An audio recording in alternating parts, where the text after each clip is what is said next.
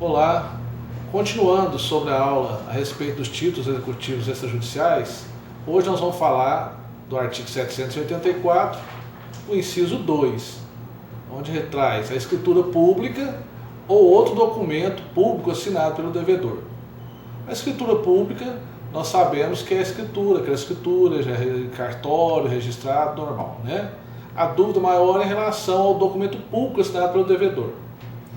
O STJ determinou que o documento produzido, documento público nesse caso, que seria um documento produzido por autoridade ou em sua presença com a respectiva chancela, desde que tenha competência para tanto.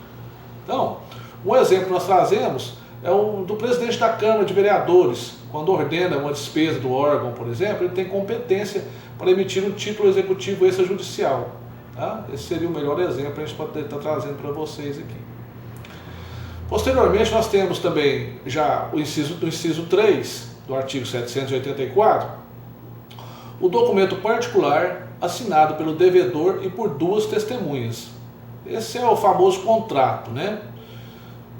O detalhe é que esse contrato, para que ele tenha valor de título executivo extrajudicial, ele tem que estar assinado por duas testemunhas. Caso contrário, ele não perde, não é que ele não tenha valor, ele vai passar primeiro pelo processo de conhecimento para depois, né, poder ser executado. Ou seja, ele já não tem como ser um título executivo, ele já não tem possibilidade de ser executado diretamente sem um processo de conhecimento, como ocorreria se ele tiver formalmente preenchido, assinado por duas testemunhas, tudo direitinho. Detalhe é o seguinte, que é um absurdo, né? Mas essas duas testemunhas não precisam estar presentes no momento da assinatura do contrato, elas podem assinar posteriormente.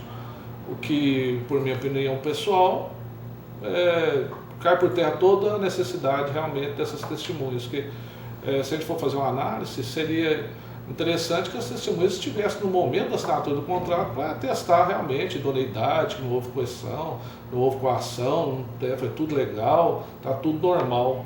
Mas os tribunais superiores têm entendido que não tem problema as testemunhas assinarem posteriormente no contrato, desde que tenha a assinatura no contrato e já caracterizado está o título executivo extrajudicial. No inciso 4 do artigo 784 está o instrumento de transação referendado pelo Ministério Público, pela Defensoria Pública, pela Advocacia Pública, pelos advogados dos transatores ou por conciliador ou mediador credenciado por tribunal. Ou seja, pode haver essa transação, né, desde que seja referendado por esses entes, né? E o detalhe é o seguinte: a eficácia da transação depende da existência de poderes do advogado para transacionar. Ele precisa ter na procuração poderes expressos para transacionar, tá, ok?